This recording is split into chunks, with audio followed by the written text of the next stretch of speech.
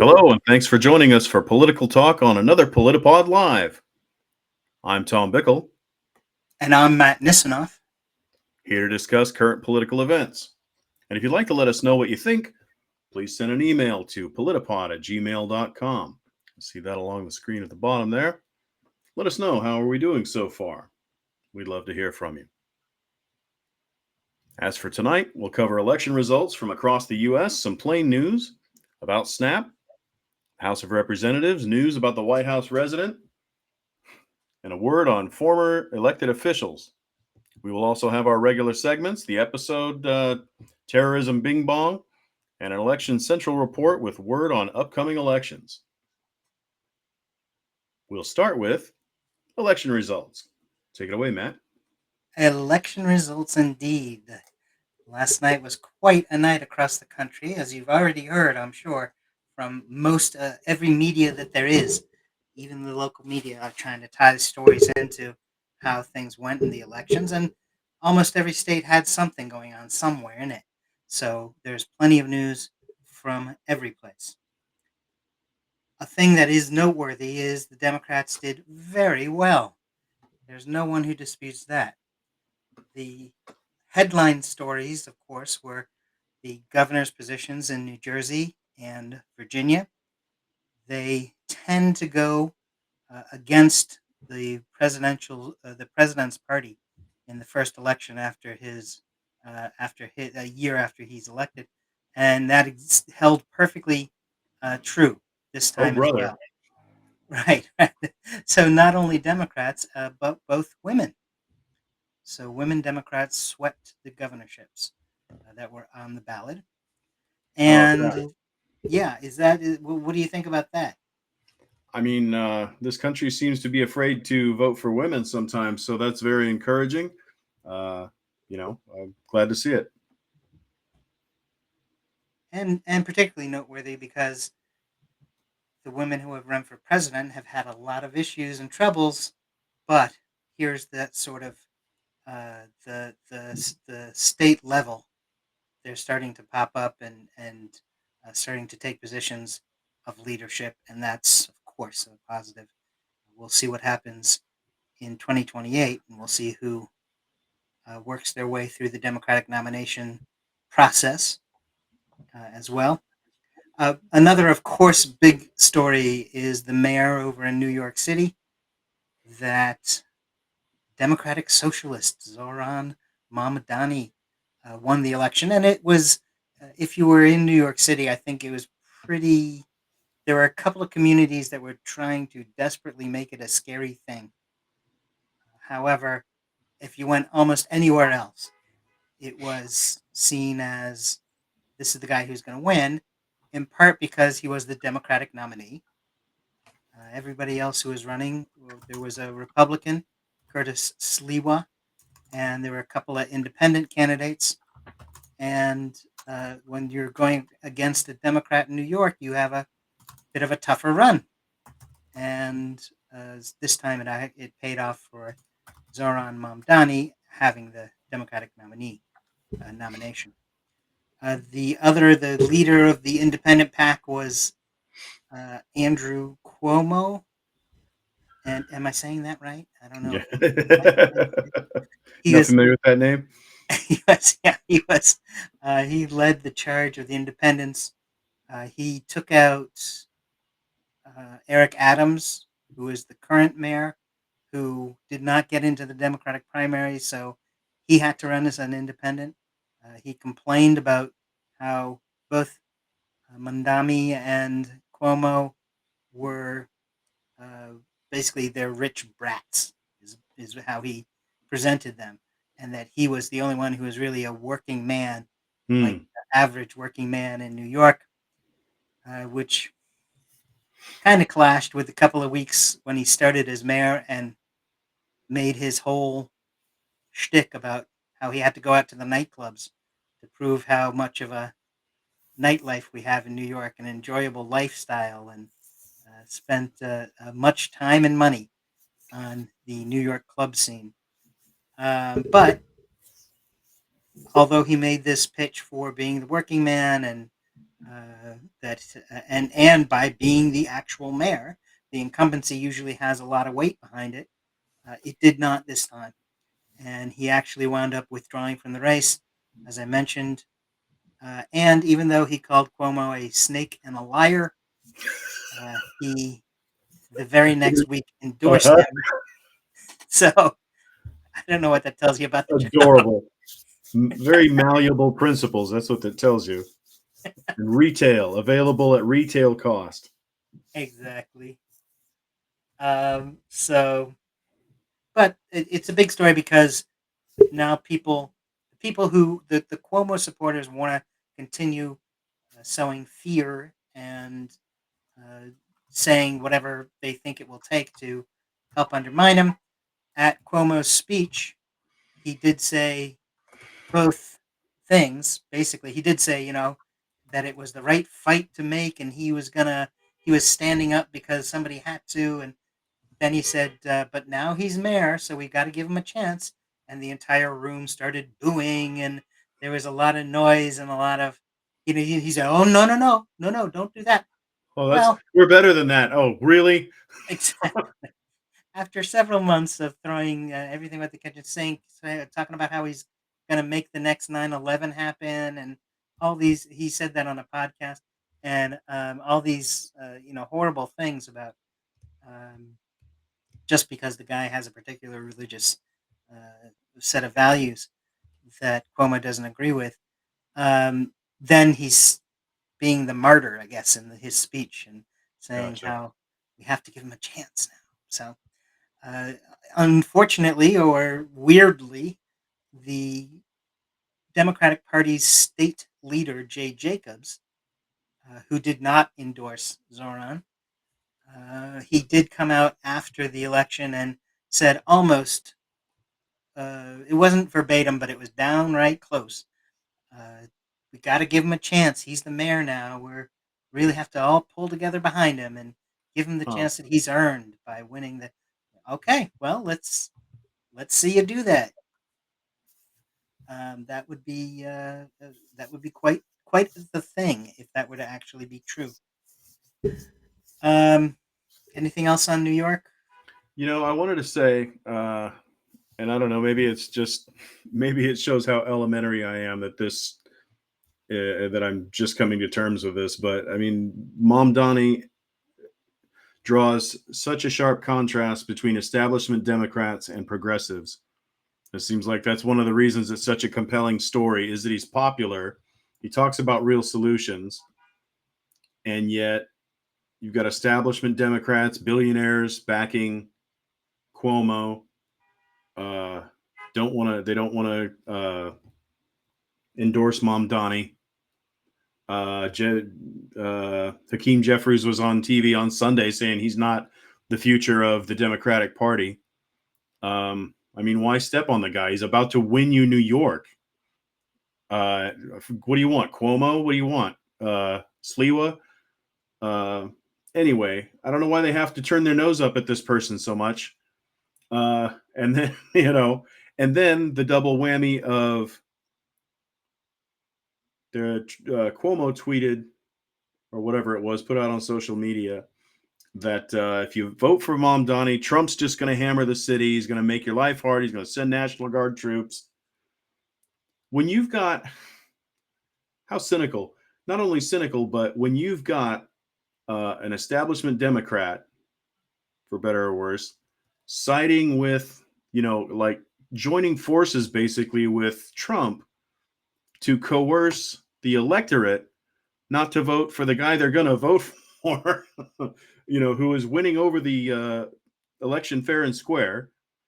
None of this, all they have is smears, apparently. Why resort to smears if you have anything else in the fucking chamber?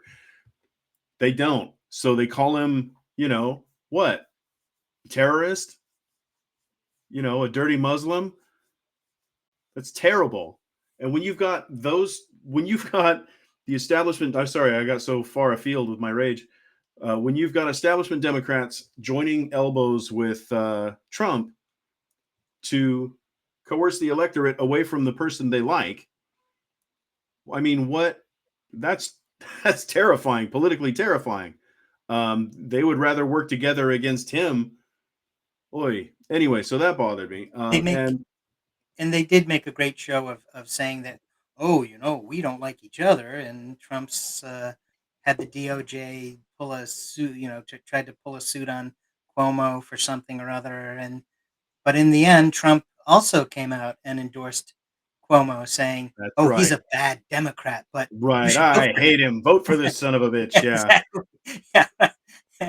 And, um, so there's a great deal of hypocrisy in that. I mean, Cuomo's big thing was that he would stand up to Trump. Um, how? By going to have champagne in the new ballroom That's with right. him? That he'd really give him a snootful there. By by Um, receiving his gentle endorsement. That's how. exactly.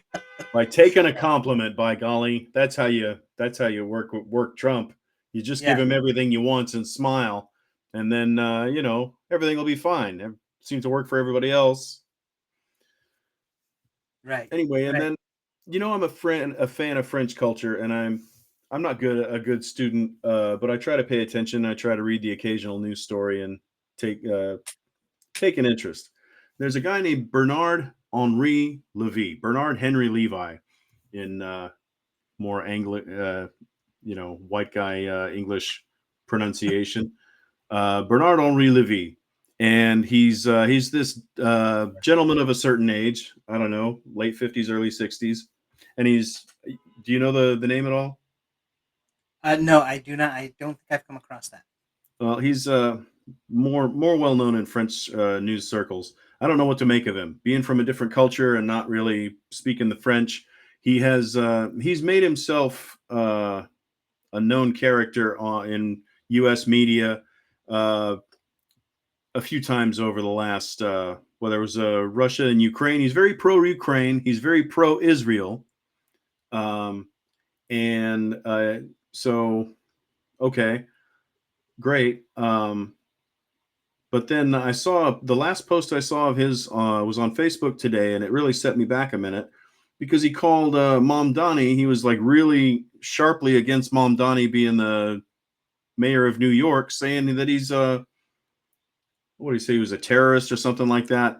Uh, yeah, and it escapes me exactly what he said at this moment of truth. But he said something like that. Something he apparently bought the smears. And I don't think of Bernard Henri Levy as such a right wing guy, but maybe I just don't know what I'm looking at because I'm not familiar. I'm not up to speed with their culture as much as I am on my own. Right. Well, and also he could have just been taken in. I mean, that was the message consistently from even before the primary. Yeah. So that's when that's all you hear, especially when you're outside, as you pointed out, it's an entirely different culture, and you're just hearing these things. But at the same time, you know, this Macron shift to the right and sort of, um, I don't know what to call it. I mean, almost a desperation to ensure that the right has power, where he keeps naming right wing prime ministers. They keep getting put down because the assembly is majority left, and it seems so Oh, incredibly tone deaf. There must be something behind it, of course, but yeah. it just seems like how to misread a room. Speaking of misreading, I misquoted. Mr. Momdani's anti-Semitism is not an opinion; it is a crime. He says he's anti-Semitic, so I misquoted him there. I got to take that back immediately. I hate saying misquoting somebody, but anyway, he says, but anyway, he calls him an anti-Semite. So, and I haven't seen the guy be an anti-Semite, and I try to pay attention. Yeah, I mean, he's even come out specifically and said, "We need to protect every New Yorker. We're here to protect the Jewish community. We're here to Yeah. protect the Muslim. We want to make certain that things are affordable for every community, for the Jewish community, for the women." Hmm. And so, I mean, he's gone out of his way to show that that's not the case. He's, as far as I know, and I've been to a couple of things where he's spoken at some candidate rallies and that kind of stuff, and you get to hear from a handful of people, and he was one of them. He never said anything that could even be misinterpreted. The reason they don't have any video of any of his statements where he's saying these kind of things is because there's nothing to show. You look at what he's saying, and he's saying the same sort of thing. His whole thing is, I want to make New York affordable. Right. It's not even a radical position. I want to make it affordable so you can get around, so we'll have free buses. I want you to have childcare that's universal and free so that parents will be able to go to work if they have to go to work, there'll be a place for the kids to go and to be cared for and to be taken, that the parent can be assured that the child is okay. Um, this is not radical socialism or anything further to the left from that. So I don't. It's nice to have something to say, and of course that is something that is scary when you say somebody is a communist. I mean, the whole Red Scare, the various Red Scares in the country, where that used to get people arrested and thrown in jail or killed, prove that it's a powerful statement. Uh, it's no longer got that kind of power, but it is certainly something that is scary and fearful. And people in the Jewish community, there are some who pick up on that and they don't want to explore any further. They want to take that message that they're given and run with it. And in the Orthodox communities, there are plenty of people who simply believe the first thing Cuomo said and aren't exactly going into listening to speeches or doing any sort of outreach or any sort of a research. He's Muslim, he must be bad, sort of thing. Yeah. And How I think that will backfire. absolutely filthy. Uh, I don't get on my high horse a lot, I don't think. I like to think I'm pretty down to earth, but you know, how sad that slurs and lies have so much truck that have so much effectiveness, that are so handy and so commonly used. Uh, there's not even it's do you have no facts that you can sell? Do you have no ideas? You have to go and look and say, look, and sneer at him because he's brown. Pathetic, pathetic. It's disgusting. Uh, and yeah, the guy, I don't know. Somebody said Cuomo would move out of the state. Maybe that was just a joke meme that I saw. May not be if I don't know if he said it or not, but it's okay with me. I saw another meme that said Alan Dershowitz would shoot himself in the head on live TV. I didn't see him say that, but you know, I'm not one to welch on a bar bet. I hope he isn't either. Uh, We'll have to see if any of those things are true. I mean, yeah, I heard that Cuomo said it. I heard that George Santos, of all people, said that he would move out of New York, and a loud cheer was heard for miles. And right. uh, the latest one was just before the election was 1 million people have claimed that they will move out of New York if Mandami wins. And I'm like, hey, Right. talk about making the city affordable. Exactly. That Traffic will ease up. You go that'd be by, a one welcome it. exactly. That'd be a wonderful step. And I give him 30 days. I mean, let's give him a little time to get things back. Right. Show me. But Exactly. 2 words. exactly, Show me. let's see it. Another kind of show me thing is what happened out in California. And there was one thing on the ballot, which was Prop 50, the idea of we are going to redistrict, we're doing it, and we want the people to have a say in it, as opposed to, say, Texas, that gerrymandered itself for 5 extra seats, and they didn't bother to listen to anyone or anything other than the president. And they said, got to give them credit. They listened to the president and they listened to their own party inside of Texas, and their Senate just went ahead and did it. Well, California said, "Well, we're going to do it, but let's see what the people think. Let's see. We'll put it as a ballot prop and have people vote." And people voted. It was a big one. It was one of those results where it was 80-20 or 79-21 or something like that. I mean, it was overwhelming in the response to support it, and rightfully so. As both of us have pointed out previously, the gerrymandering and the redistricting thing, you don't win by sitting back and clicking your tongue and saying, "Gosh, that's a horrible thing they're doing over there." Um, so uh, places are all over are doing. Texas did it.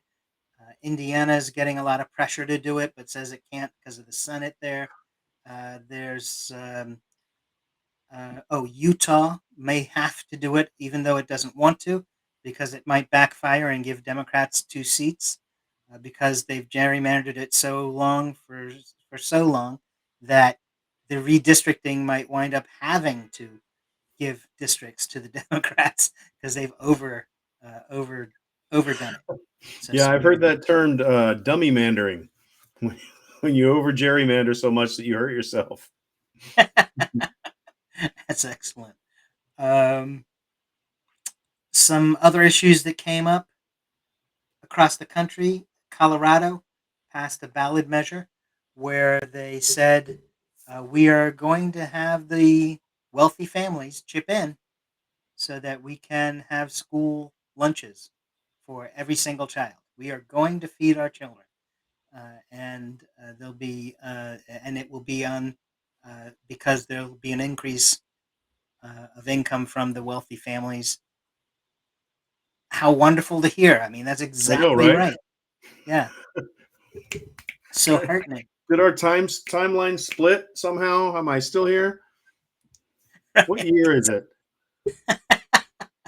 Well, and in Maine, there was even a ballot proposition about uh, setting up a series of red flag laws Yeah. for people who have committed crimes and not allowing them to be able to purchase guns. It's one of those things that just so common sense you wouldn't think there wasn't that law in place, but Yeah. there isn't, and it has to be done state by state. And Maine was brave enough to put it on the ballot, and folks in Maine voted for it. So there's some other good news as well. Actually, Maine also had a ballot proposition about voting and having very severe restrictions on photo IDs that were required, and 2 or 3 other steps that you had to go through before you could vote. And voters uh, voted it down.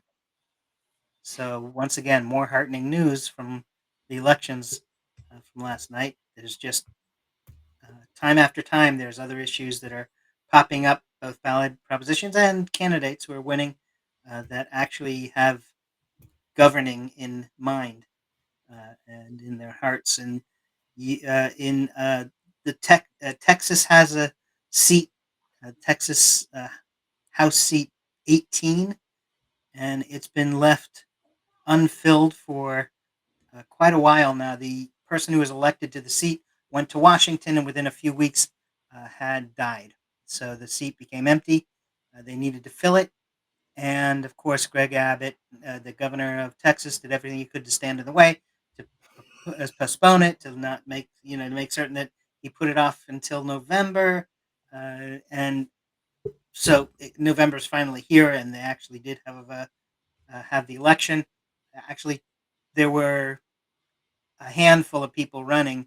So what happened was there will have to be a runoff election. The top 2 people will move on to a runoff, both Democrats. So in that sort of election, it's that thing where you can have anybody run, but the top 2 people, if the top person doesn't get 50%, then the top 2 people move on to a runoff. That's what's happened, and both are Democrats. So the seat will be blue. Then there's, of course, Alita Gravalia and her tribulations with trying to get sworn into the House of Representatives, and Michael Johnson doing absolutely everything again, every excuse in the book. Can't do it because I did it for another person, but their family was in town. I did it temporarily. I did it, Nonsensical. yeah, exactly. Um, anything more about Texas that's on your mind? No, sir. No, sir. Please lead on. Sure. There was a very interesting mayor's race for Cincinnati, Ohio, and that's because the mayor was running for re-election. But more interesting, Yes. the Republican candidate was J.D. Vance's half brother, and a Oh local man, pastor. that must have carried a ton of weight, like a Yeah, lead weight. exactly. Delightful. Uh, the cement shoes of half brotherhood Oh yeah, led to nepotism a not all cracked up to be all it's cracked up to be these days.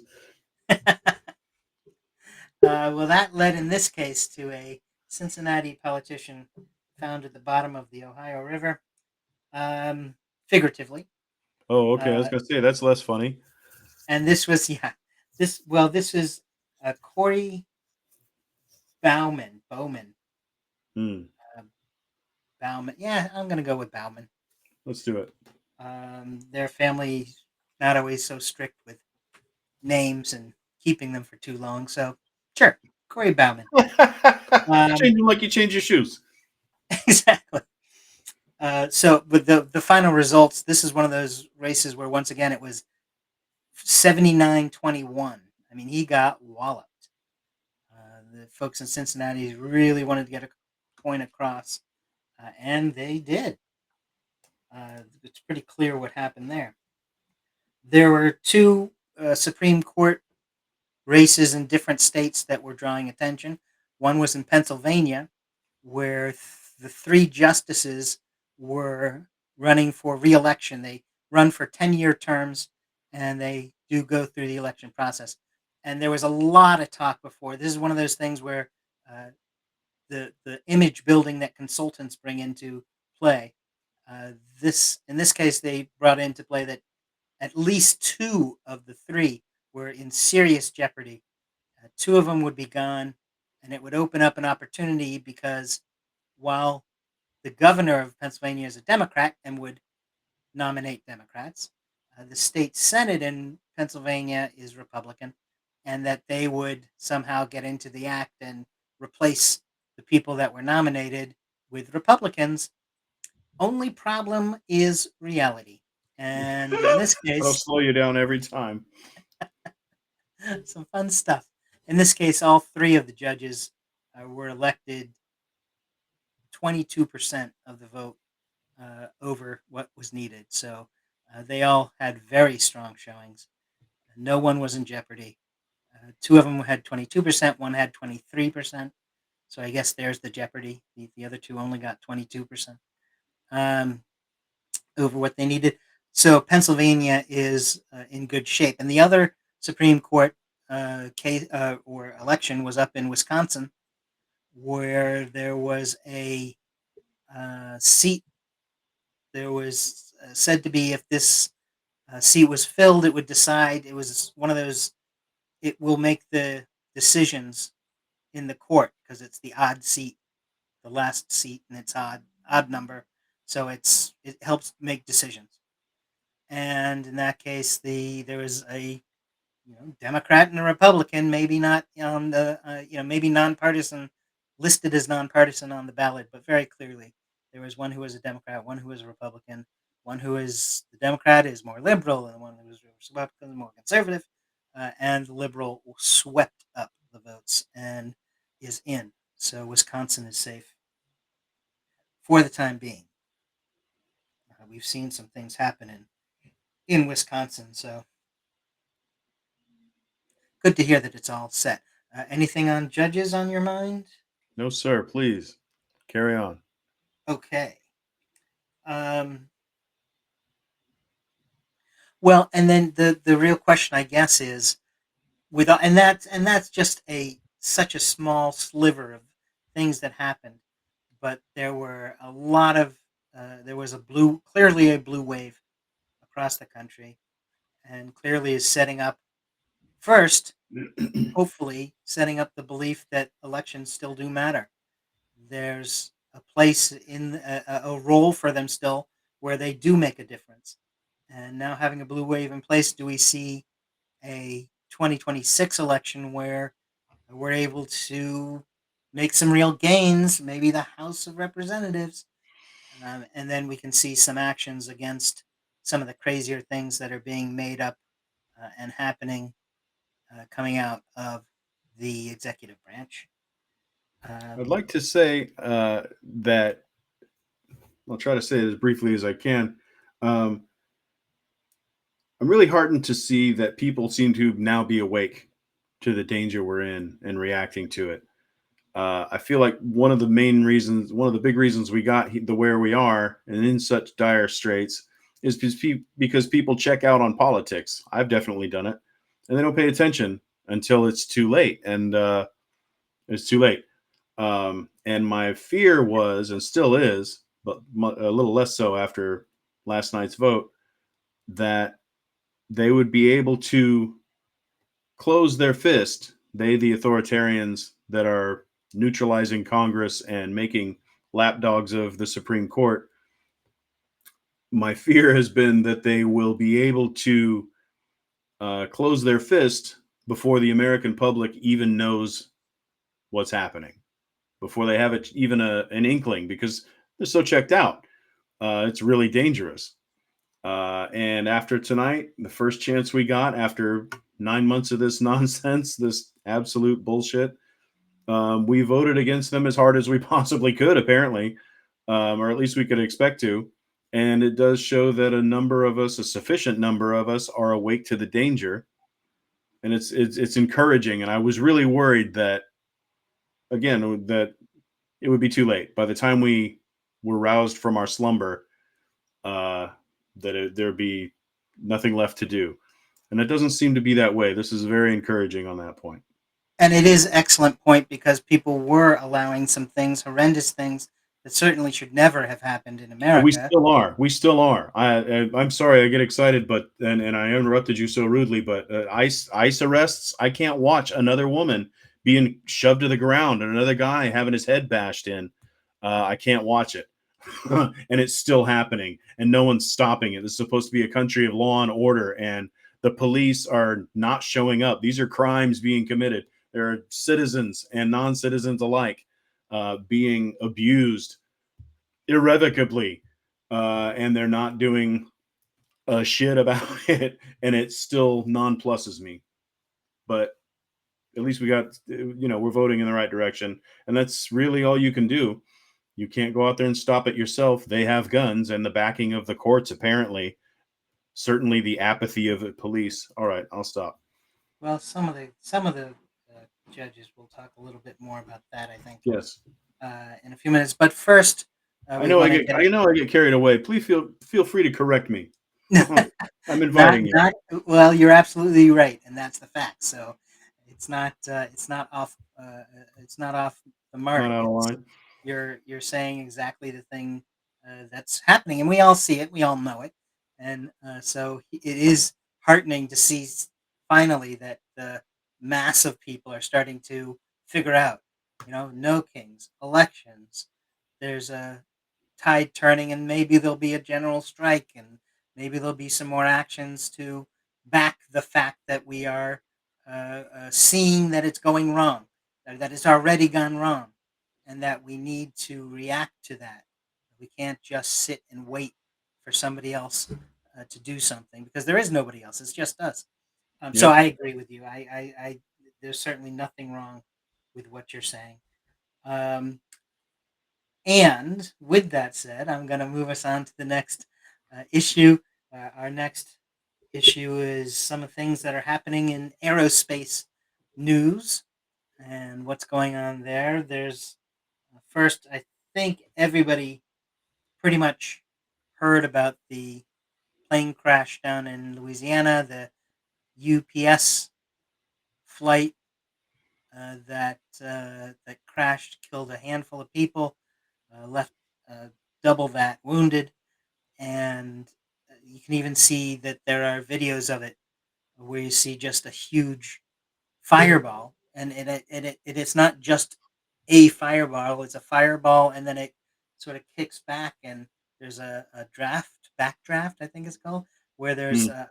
the fire takes up a second time and rolls back into the smoke, and it's horrifying. And it's not only horrible, but just seeing it is actually horrifying. And so, what is going on with air safety, which is a very good question because there's been a whole lot of things going wrong, and we're certainly not hearing about it. Um, Listen, if there's ever an environment where things should go wrong, we're building that environment right now. It's absolutely crazy the stuff we're tolerating. We're not paying our aircraft traffic controllers anything. We're they're having to call in sick uh, so they can work their Uber job. Um, this administration, let's not forget, was birthed in airline hazard, in calamity, catastrophe, the death of I don't know how many dozens when that helicopter ran into that jet plane that was taking off, or plane into helicopter. Anyway, that collision should have never happened, and that was like what, a day, a week into the administration's tenure.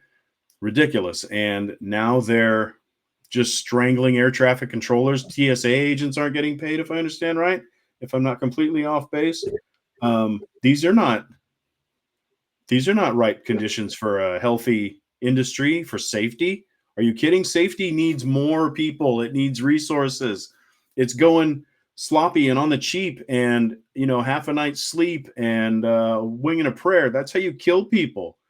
And we're creating those conditions. I don't know what they think they're doing. I don't understand it. And I like to travel once in a great while when I can afford it. Uh, and I don't want to fly in this type of atmosphere. Oh my God. I don't know. It yeah, it dumbfounds me. I can't believe we're living through this. right, exactly. What else do you have to risk? That's just your life. And for nothing. What is the for what good? Oh, yeah, not there's nothing. There's nothing on the other side of the equation.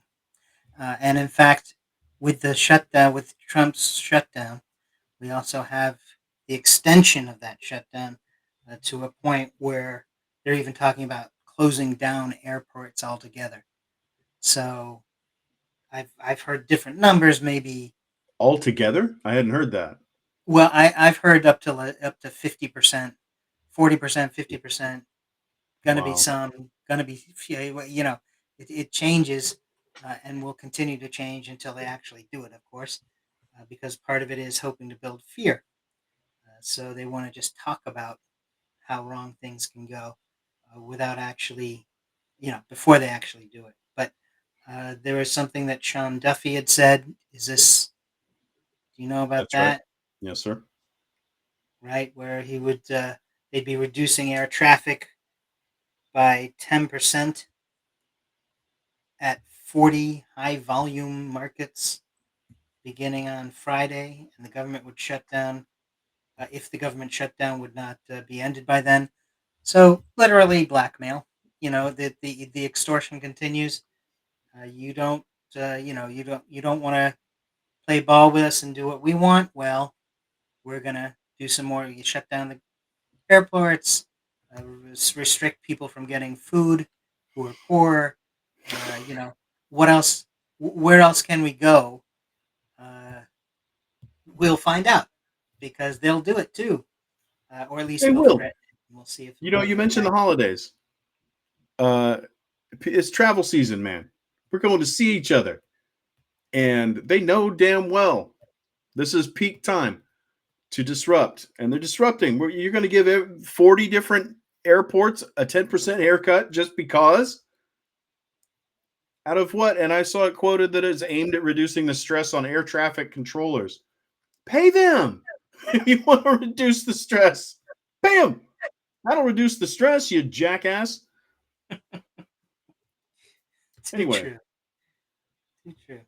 it's just the Um, holidays, especially bad time. There's never a good time to screw with the airports, but at a time when more people are traveling, safety is at an increased issue. Uh, it's gobsmacking. Fair point. Fair point. And that also brings us to our first segment, which you may recall at the beginning of the show.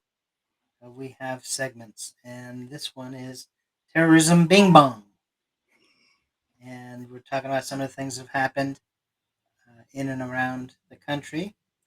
For starters, the whole incident up at Harvard, that initially it was reported as, of course, someone planting a bomb on a building and it was terrorism, and they didn't catch the guys, but they were following them and they knew who they were and they were going to get them. And then a little bit later, a couple of days go by, it becomes a different story. And apparently, what actually happened was there were two guys on top of the building who had some fireworks. The old cherry bombs, they make a big boom, and they were, you know, being stupid. Nobody's going to defend these guys for doing what they're doing. But what it is not is terrorism. It's somebody doing something stupid, and that's a um, different, different thing. This is the terrorism you want to see. It's something Right. where it's not A couple of clowns actually farting around at college. harmful. Right, Right. exactly. Somebody doing something stupid, and okay, catch them, do something to them. We're Right. we're all set on that one. There were, however, in the elections, there were polling places, a polling place in New Jersey where a bomb threat was called. And actually, I heard about this happening at about a half dozen different places, not just in New Jersey. And there was a concerted effort to try to disrupt what was happening. It was clear that who was doing well and who was not. And so, of course, the next level is to try to disrupt uh, doing things like bomb threats. And they were checked out. The police did not close down the sites, but did investigate to make certain that things were safe, that people could continue, but they didn't disrupt what was happening because they wanted to find out exactly what was happening. And fortunately, it was nothing.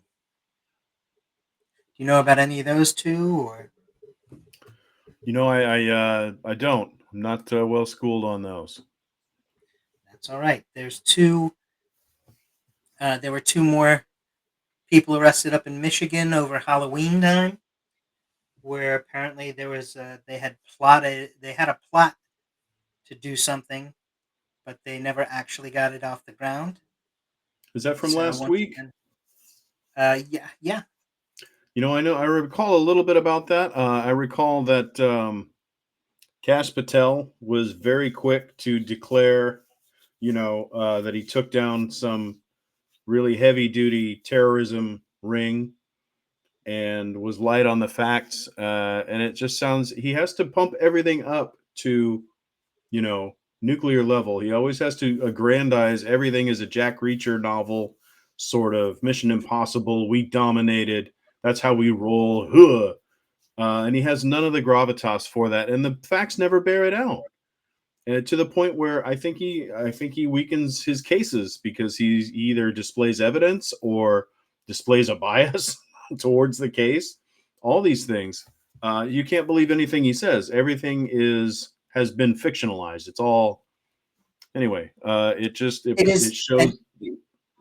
yeah, yeah, and he's the same guy who, prior to uh, prior to the presidential election, he was out there blasting away, the Epstein files and the list that they have to be released. They need to be released day one.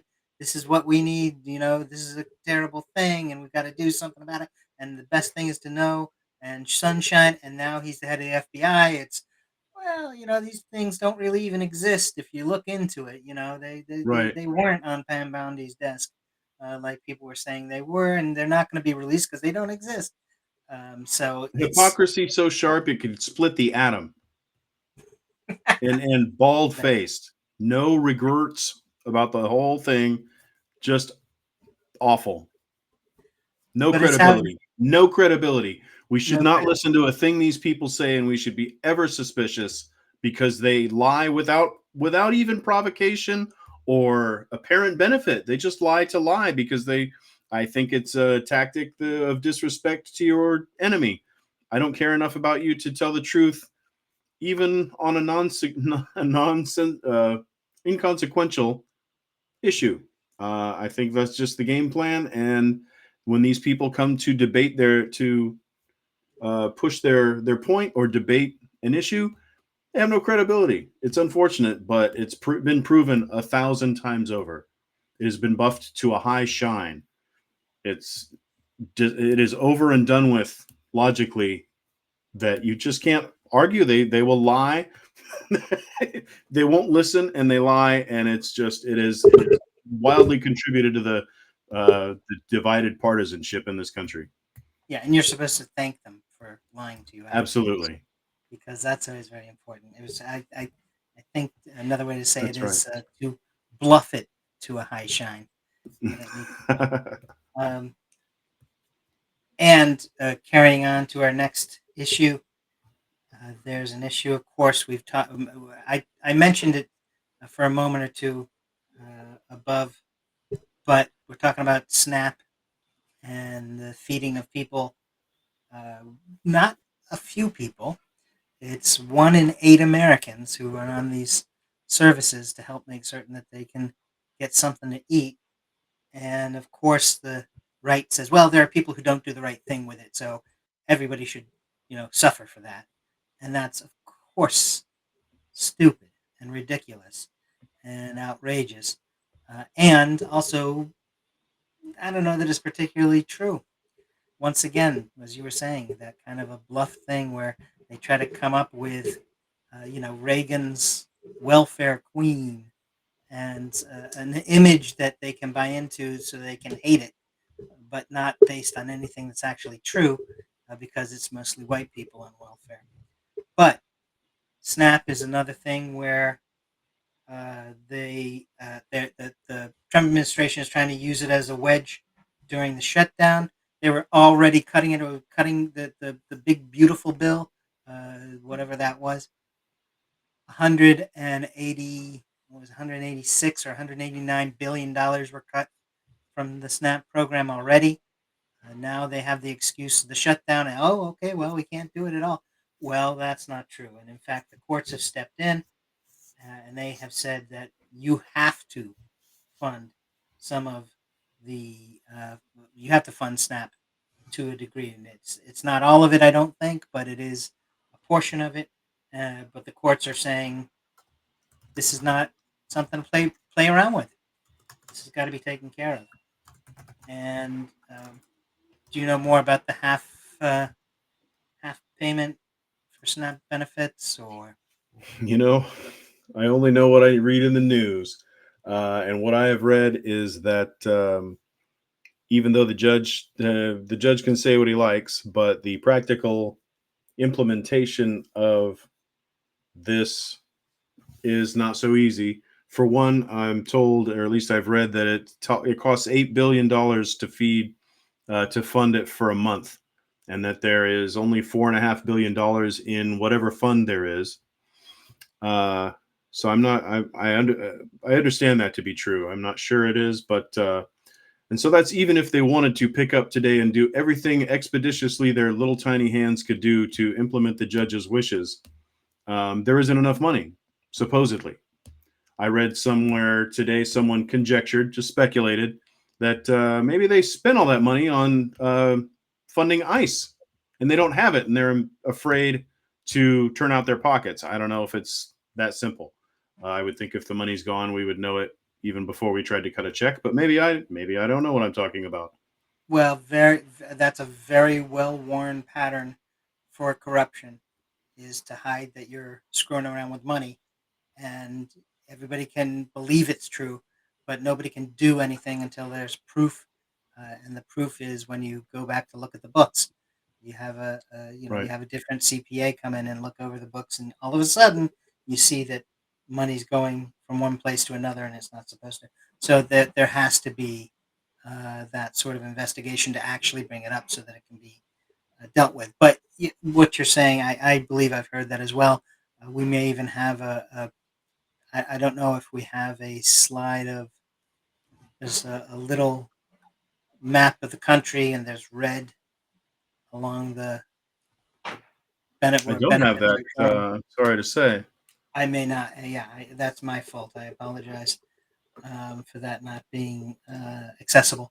It was a Newsweek was the source for that, and but what we also do know and isn't hidden is that for the second time, SNAP the Democrats have offered, well, let's see what we can do to get the full benefits up and moving, and we'll find a way to do it the right way through legislation, and we'll do this and we'll do that. And for the second time, that has been struck down by a Republican senator. In this case, the Senate Majority Whip, John Barrasso of Wyoming. He objected to the action moving forward, so it stopped it. That's sort of a filibuster almost sort of thing where Mm. one person can stop everything in the Senate, and the Republicans have worked that to the bone. That little play. Now there is a judge who we mentioned earlier that there was the court Uh, forcing. are we moving on? Not quite yet. I was going to go into Okay, the sorry. judge Please in one. continue. Okay, so I'll try to make this a little bit shorter than uh, otherwise. So there is a federal judge, the same judge who said there had to be movement in some sort of benefits for SNAP, and that's the U.S. District Chief Judge John McConnell Jr. He has also said that this whole thing of Trump holding funds for transportation infrastructure, infrastructure week, for God's sake, it was the signature of his first term, infrastructure week. But he's using transportation funds, It's a thing he said putting, a lot. yes, it is. And um, the illusion of infrastructure week was became such a joke that it was that it and has gone through not only his first administration, but here we are in the second, and it's continuing as well. But he was saying that Trump was going to hold transportation funds unless people agreed to his ICE stipulations, and allowing ICE in and allowing ICE to do what it does, being not being interrupted, all that kind of thing. And this judge said it's not gonna work.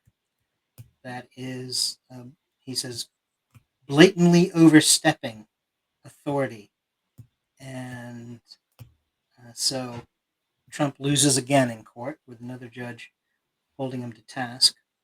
The judge also called it lawless behavior and said the Constitution demands that it be shut down. So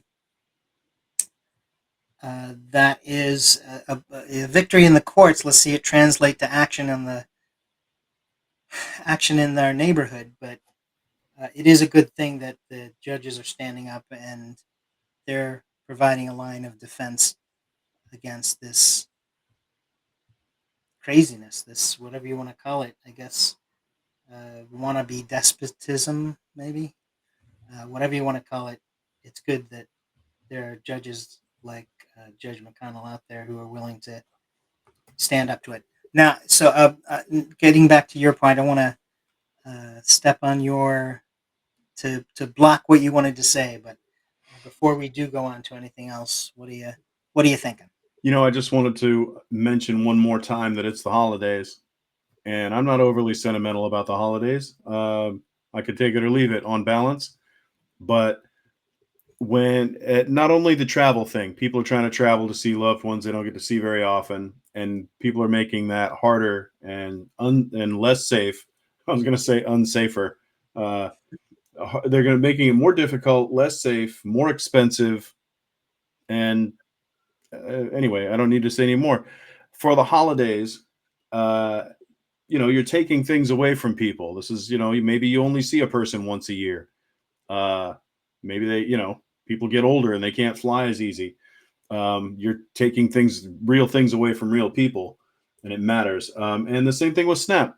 I'm a frugal person. I don't like to spend money if I don't have to. I can easily imagine hundreds, thousands, millions of families expecting SNAP benefits so they can plot out their Thanksgiving meal. You know, they're planning when they can afford to buy a turkey.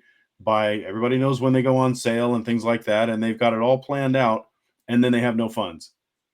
Uh, Dastardly.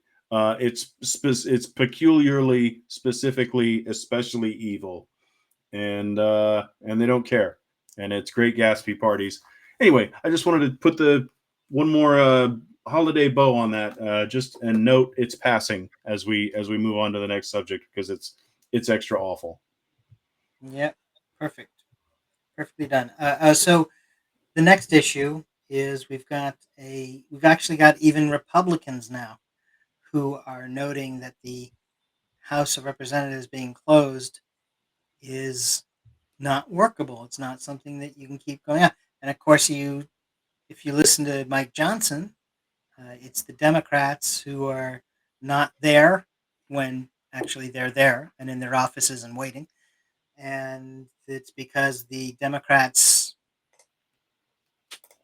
I don't know, had peanut butter on their broccoli. What else is there? What else has he come up with? He's come up with a lot. But even Republicans now are saying this is beyond beyond where we need to go. And there's a Senator John Thune who has said they must amend the House of Representatives um, what's called the continuing resolution, the bill that funds the government when it's in this situation where there's a shutdown. There's a continuing resolution that says here we're going to still fund X, X, X, and Y, and so Thune is saying you've got to either amend this one so that it continues, or you got to start with a new bill and come up with something that takes care of funding the government because we need to get back to work. And Speaker Johnson must call the House of Representatives back to vote on new funding data on new funding. Now, what's interesting is some of the more radical Republicans are starting to jump in behind that idea. Marjorie Taylor Greene has repeatedly publicly stated how disappointed she is with the Republicans and how disappointed she is with the men who are Republicans who are shutting down the government. Um, okay, there you go, fair point. And she's also been joined in that position by Dan Crenshaw, who's a Republican from down in Texas. Go figure. A Texan saying that there's a real problem with the government not working. And so with the Democrats saying we want to come back and we want to negotiate things, and with their own party members saying the Republicans' own party members saying we need to be at work. We can't be away this long This is and some just bullshit. Yeah. exactly and justified in any way, shape, or form. It's certainly noteworthy, and we'll see if it can actually be effective. We'll see if Mike Johnson can be rattled from his uh, whatever world he's in, where everything is really the Democrats' fault, even when the Republicans control the presidency, the House, and the Senate.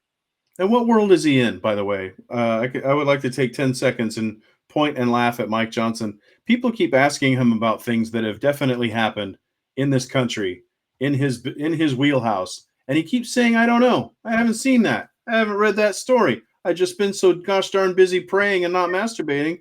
I haven't seen that story. I don't know anything about it. I don't know anything about this country or this job or this Congress or the president. I don't know what I said, and I don't know when I said it." The man claims. I mean, has he taken a? Is he Mitch McConnelling? Has he taken a head wound recently that we don't know about? Or I saw somebody posit this one good use for social media. So eventually somebody will have a good idea. Mike Johnson is super religious. He's super devout. He waves it around like a shield and a sword. And where was Jesus at on lying your ass off? Bald face, out the side of your neck, lying like a lying liar, lying like a rug, lying like a driveway, flat. Where was Jesus on that? Did the Bible say anything about being completely full of shit up to the top of your head? I have to think it said something somewhere. And he looks like Where's Waldo on, you know, business at a business networking seminar, and I'm not buying it. Anyway, he lies, There's and also yeah, and there's and he also also holds himself up to be this moral paragon. I can't stand it. right, exactly. And I am most certainly not an expert on biblical knowledge. Uh, so, but it is interesting. I think that there's something in there where the character you were talking about, Jesus, says something about uh, feeding the poor. Is that in there Yeah, somewhere? welcoming the stranger. Uh, right. So yeah, some good stuff in there. I like that guy. We never really hear much about it lately. I think he was cleaning his gun when this all went down, and he was away. He was busy. He Cleaning was his crucifix. putting a flag up in his yard. That's hilarious. Excellent. Fair point. Fair point. I am going to move us along to the next segment. Our second segment is Election Central Report. Election And Central, everybody. oh, nice. PolitiPod Live, in combination with Election Central, lets you know of upcoming elections from across the United States. A lot's happening in the South for this Election Central report. On November 15th, Louisiana, there are several parishes that are having their general election. The 4th had a lot of general elections in places across the country. Louisiana has theirs about a week and a half later.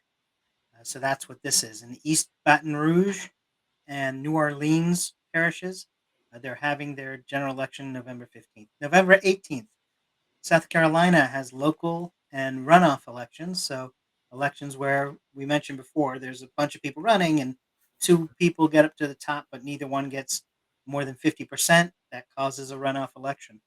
So November 18th, that's when South Carolina is looking at some of theirs. And it includes also a special primary runoff for South Carolina's House District 98. The Democratic nominee, Sonja Ogletree Santana, is an Air Force veteran, and she won outright with 58% of the vote in her primary. But the Republicans are the ones having the runoff because they did not have a candidate that broke 50%. So Brian Hill will face Greg Ford in a runoff. There's a special general election for Georgia's State Senate District 35. Miami has its local general runoff election. Arkansas has just a general election, and there'll be a special primary runoff for Alabama's House District 38. Looking out west, Oklahoma has its local elections.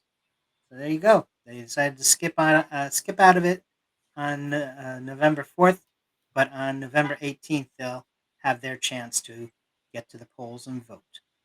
And there's also a bit more attention I'll give to Alaska's election. The Ketchikan Gateway Borough School District has a recall election, and what's happened is three school board members are facing a set of allegations. The same allegations are being brought on all three of the elected officials.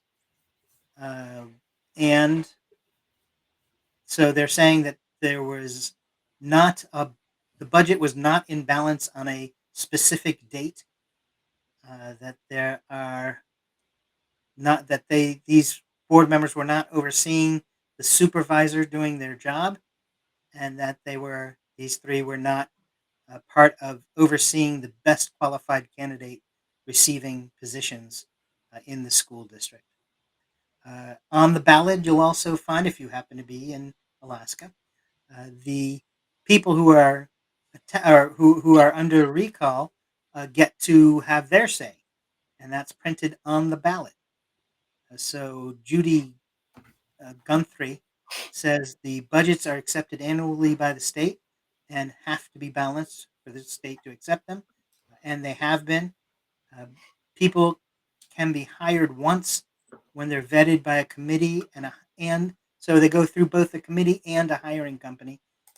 and she says the hiring company does an excellent job.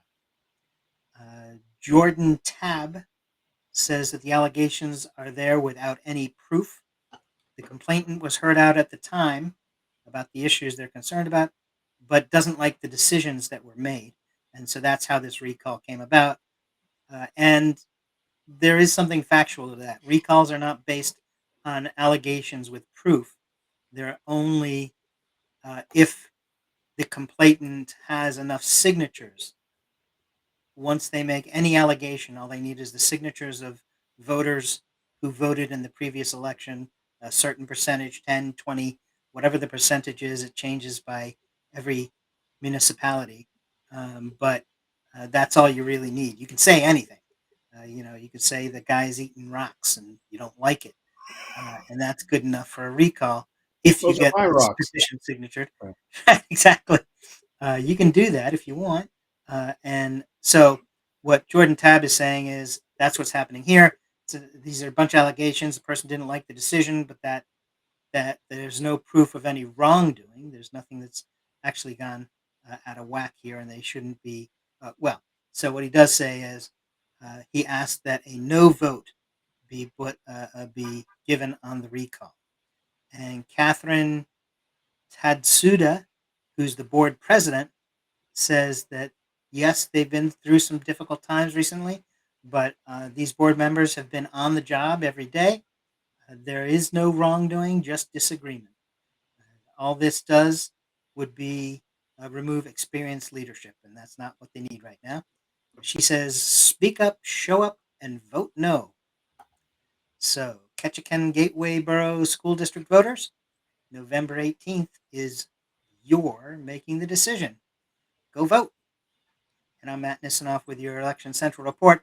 Thanks for listening. Almost every week there's an election somewhere in America. Get registered and go vote. That Thank you, brings Matt, us, for that. thank you. And that brings us to our next, very far down on the list of things to talk about is Donald Trump. Who? Yeah, I know the name from somewhere. Um, yeah. As I'll always Yeah, remember him. Horned. perfect. Um, Recently, Trump has promised to bomb Niger. He's saying that he wants to protect the Christian population of the country, and that the best way to do that is to bring the military in and start bombing. Yeah, I'd like to Which, point out he's a true Reagan Republican at that point. Especially when Reagan said the most terrifying words in the English language are "I'm from the government and I'm here to help." well, with this line, I think it's better in the original Russian. I don't think it plays out as well in English, but I guess we will see. And just the fact that Trump would say Niger is danger already. Um, the We mentioned earlier during the election portion that Trump gave Cuomo his endorsement, and that was his endorsement was he's a bad Democrat, but he's better than anybody else. So that's a wonderful endorsement. Um, It there just is, rings, doesn't it? I think it really speaks on his behalf for who he is. Then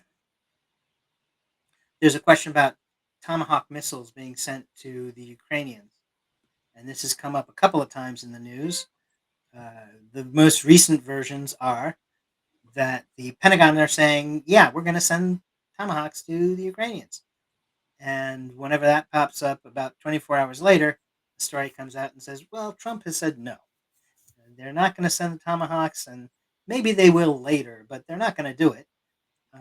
And so it's a very, how much is, I don't know, some of it's PR maybe, some of it is trying to maybe send a message to Putin and get Putin to come to the table to speak with Trump and maybe even that other guy. Sometimes he includes Zelensky, sometimes Oh, not was so there much. somebody else involved? I thought it was just Trump and Putin to figure out. It's yeah. I mean, it's so much easier. It really streamlines things. I don't think you've given it enough thought until you see it that way. Yeah, yeah. Get rid of that red tape. Streamline that experience. Cut out the middleman. And by That's that, what I mean the middle of Ukraine. a whole chunk of Donbass and Crimea. Um, right. So who knows what the motivation is? But those are the latest stories that are being floated. Pentagon says yes. Trump says no. Um, we'll keep an eye on that for you right here on PolitiPod Live. Also, something. Oh, anything on either of those? The Niger bombing, or the Cuomo endorsement, or the Ukraine, Uh, a Cuomo endorsement of who? the Trump endorsing Cuomo. Ah, no, sir. I think we've covered it. All right. There is also the issue of the CBS 60 Minutes interview. Apparently, they're saying that they're gonna release the full interview, which there's been a bit of criticism of them. They apparently did the interview and then chopped it up. You ever seen the Japanese steakhouse guys? They pull out Sure. all the stuff and they put it on the frying and they chop it up and they usually like Right. flip a shrimp into their hat and It's a juggling act with knives and food. Sure. exactly. So they chopped up this thing like they worked at Benihana's, Hmm. and apparently somebody criticized them for it because it just so happens that this is the very thing that Trump sued and took a bunch of money from CBS over when that same thing happened with their interview of Kamala Harris. So I don't know. Apparently, when they do it with him, it's okay, or maybe it's a gender thing. I don't know. Well, I think it's useful to point out, and you do point it out, and a lot of people I don't think pay attention to this layer of things. Is that everything that the Republicans want to do is a double standard? Rules for thee, but not for me. It's all a double standard. I want to have free speech, but I'm going to shut down your free speech. Uh, over and over. Well, and we tie ourselves into knots, hyperventilating about, well, what if? Just think if Barack Obama did this, or what if Biden said that about that guy the way this guy has? Oh ho, yeah. It all points to it's a double standard. They want rules to tie you up in knots, and they want to walk right through them unencumbered. And it's not how we do things. It's not okay, and we're not doing that. Some people I don't Well, think realize that in a practical front of mind frontal lobe sort of really understand that that's what they're looking at. And if you drink the Kool-Aid too fast, too deep, it makes sense to you, and you buy it, but I don't buy it. and then there is the question of if that's what he sued about when Harris's version was cut. Now his is cut. Does that give an opening to who would be the injured party who could sue over this? Well, I hope it's someone who has control over the FCC and any future mergers. Otherwise, they're not really going to cut a lot of ice, even with the same. That's what I'm saying. With there's always the double standard, even with the same set of conditions. Although they're not up against an election like Kamala was, but uh, other than that, identical conditions, different person doesn't work at all. That's not how this country is supposed to work. It's un-American. Fair point. Fair point. And one last thing I'll say is that the broadcast version on 60 Minutes was 28 minutes long, and the full interview that they are now claiming that they will be releasing at some point or another will be 73 minutes. So all you Trump fans can have, I guess, like a interview party or something at the house and get some snacks set up, and I guess it would be all McDonald's, I'll be there and early. then You bet. I want to get and the then director's cut, the DVD voiceover, all of it. Hot buttered popcorn. I'm down. This is all day. This is my Saturday. that is a beautiful thing. I can only So imagine that they took the best 28 minutes, What do you think that other, 40 minutes has in it? Is he just ranting like a lunatic? Because they took the stuff that made him look the least crazy, so the rest of it just has to be, innards on the butcher's floor. This has to just be offal. Has to be the junk. I can't wait to see it. He didn't look all that hinged in the 60 in the good bits. Exactly. Yeah, I believe he calls it the weave. Yeah, Yeah, where he weaves in and out of consciousness and reality. weave That's what he weaves. reality. Yeah, for 40 minutes you get the weave where he's talking about old old car parts and hot dog fillers and And golfers' penises and sharks and batteries. Yeah. Yeah, he's weaving in and out of traffic is what he's weaving in and out of. hilarious. Very nice. And as we wrap up on Trump, we will also take a minute to jump into the next issue, and that is the passing of Dick Cheney, the former vice president and Blackstone stockholder. That may be. I think Thought you that's were gonna say Blackstone Heart. I was gonna say I'll allow it. well, I don't know that can be claimed at all. But there are some people saying, hey, he's dead, and you gotta, point out that that in these past couple of years, he's turned towards the defense of democracy, and that Sure. he brought up his daughters well, and that they're standing up in a very brave way against what's happening currently with the Trump administration, which is true. I mean, Liz Cheney lost her job, and she lost um, To her principle, standing. Matt. How Right. about that? I got nothing nice to say about Liz Cheney or dear departed Dad Cheney, but okay, sure. Yeah, he was a no. He was he had, I don't know if you call it courage or principle or what it was that motivated him in the world of Republican politics. If you can look past all the other lizards and point at somebody and say that dude is a reptile, I mean, great. That's great. And he did. And as few and as rare are the examples of that, yeah, he stood out. And good for him for doing it. And damn all the other ones for not doing it. It's a positive note. It's we'll give him credit. As that is how paltry and pathetic my need is for public figures to stand up and call an obvious pile of dung a pile of dung. Thank you very much for that. But he also led to a lot of harm. Yeah, So and he was as vice president. He did incredibly cruel things in the name of helping to fund his friends. And when he was in public office, same thing. When he was in the Congress, horrible, horrible, corrupt things.